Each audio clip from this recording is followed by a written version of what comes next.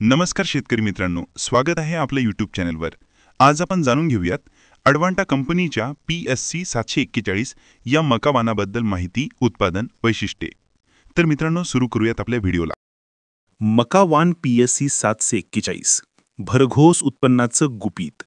नमस्कार शेतकरी मित्रांनो, आपलं स्वागत आहे आजच्या विशेष भागात, जिथे आपण बोलणार आहोत मका पिकाच्या अशा वाणाबद्दल ज्याने अनेक शेतकऱ्यांच्या शेतीत बदल घडवलाय। मका हा आपल्या देशात सर्वाधिक घेतला जाणारा आणि विविध उद्योगांसाठी उपयोगात येणारा महत्त्वाचा पिकांपैकी एक। पण प्रत्येक शेतकरी विचारतो, कोणता वाण लावला तर जास्त उत्पादन आणि चांगला नफा मिळेल? तर आज आपण जाणून घेणार आहोत PSC 741 या वाणाबद्दल सविस्तर माहिती, त्याची वैशिष्ट्ये, लागवड नियोजन, रोग व्यवस्थापन आणि सर्वात महत्त्वाचं म्हणजे शेतकऱ्यांचा प्रत्यक्ष अनुभव। योग्य वाणाची निवड का महत्त्वाची? शेती म्हणजे केवळ मेहनत नव्हे, तर योग्य नियोजन आणि योग्य निर्णय घेणंही तितकंच महत्त्वाचं आहे। मका पिकामध्ये शेतकरी कितीही मेहनत करतो, पण जर वाण चुकीचा निवडला तर उत्पादनात घट येते। यासाठी आज अनेक शेतकरी PSC 741 या वाणाकडे वळले आहेत। या वाणाचं आकर्षण म्हणजे सातत्याने मिळणारं 40 ते 45 क्विंटल प्रति एकर उत्पादन आणि दाण्यांची उत्कृष्ट गुणवत्ता। आता पाहूया PSC 741 वाणाची खास वैशिष्ट्य। नंबर 1, दाण्यांची गुणवत्ता। या वाणाचे दाणे नारंगी रंगाचे, आकर्षक आणि एक समान आकाराचे असतात।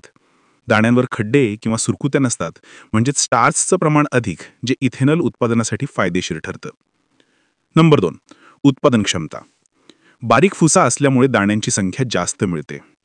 खतं, पाणी आणि पोषण यांचा थेट परिणाम दाण्यांवर होतो, म्हणजेच वेस्टेज कमी आणि उत्पन्न जास्त मिळतं। तिसरा मुद्दा, रोग प्रतिकारक क्षमता। या वाणाच्या पानांवर बारीक लव असल्यामुळे लष्करी अळीचा प्रभाव कमी होतो। तसंच उशिरा येणारा मर रोग या वाणात फारसा दिसत नाही।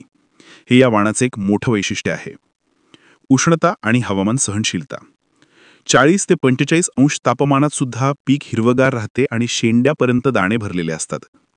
नंबर 5, हार्वेस्टिंगसाठी सोपं। या वाणाची मका शेवटपर्यंत उभी राहते, त्यामुळे हार्वेस्टरनी कापणी करणे सोपे जाते। त्यामुळे मजुरीचा खर्च कमी आणि वेळही वाचतो। चला तर मग आता पाहूया लागवड नियोजन कसं करायचं। अंतर, ओळींचं अंतर सुमारे 2 फूट आणि झाडांमधील अंतर 9 इंच ठेवा। बियाणे प्रमाण, प्रति एकर 7 ते 8 किलो बियाणं पुरेसं आहे। खत व्यवस्थापन, लागवडीनंतर वेळोवेळी नत्र, स्फुरद आणि पालाशचा संतुलित वापर करा। पाणी व्यवस्थापन, पाणी साचू देऊ नका, नियमित ओलावा टिकवा। औषध व्यवस्थापन, लहान अवस्थेत कीड प्रतिबंधासाठी फवारणी करा। अशा योग्य नियोजनामुळे वाणाचं उत्पादन आणखी वाढतं। आता पाहूया कीड आणि रोग नियंत्रण। मका पिकामध्ये सर्वाधिक त्रास देणारी कीड म्हणजे लष्करी अळी, परंतु PSC 741 या वाणामध्ये अळीचा परिणाम तुलनेने कमी दिसतो। पानांवरील सूक्ष्म लवांमुळे अळी अंडी घालण्यात अयशस्वी ठरते, तरी सुद्धा सुरक्षेसाठी पहिल्या टप्प्यात जैविक औषधांचा वापर करावा।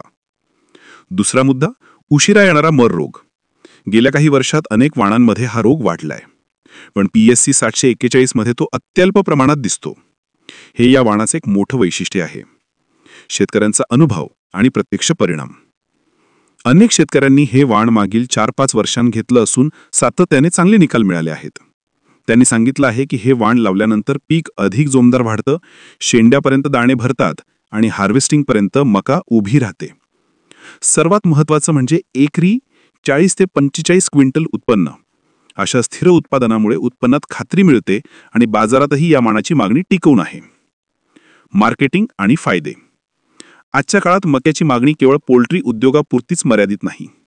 इथेनॉल उत्पादन, पशुखाद्य, स्टार्च उद्योग या सर्व ठिकाणी मका लागतो। PSC 741 या वाणातील दाण्यांची गुणवत्ता आणि रंग पाहता व्यापाऱ्यांनाही हा मका पसंत आहे, त्यामुळे बाजारभावही चांगला मिळतो। तर शेतकरी मित्रांनो, मका लागवडीत यश मिळवायचं असेल तर सुरुवातीपासून नियोजन महत्त्वाचं आहे। योग्य अंतर ठेवा, योग्य खतं वापरा, वेळोवेळी पाणी आणि औषध व्यवस्थापन करा आणि सर्वात महत्त्वाचं म्हणजे योग्य वाणाची निवड करा। PSC 741 हे वाण या सर्व बाबतीत योग्य ठरतं। उत्पादन, टिकाऊपणा, रोग प्रतिबंधक क्षमता आणि बाजारमूल्य। जर तुम्ही येणाऱ्या हंगामात मका लागवड करणार असाल तर हा वाण नक्की वापरून पहा। योग्य नियोजनासह हे वाण तुम्हाला भरघोस आणि दर्जेदार उत्पादन देईल। तर मित्रांनो, ही होती माहिती मका वाण PSC 741 बद्दल। योग्य वाण, योग्य मेहनत आणि योग्य वेळी घेतलेला निर्णय हेच शेतीत यशाचं गुपित आहे. शेतात मेहनत करा, पण तितकीच माहितीही जमवा, कारण माहिती असलेला शेतकरीच खरा स्मार्ट शेतकरी. धन्यवाद. पुढच्या भागात भेटूया.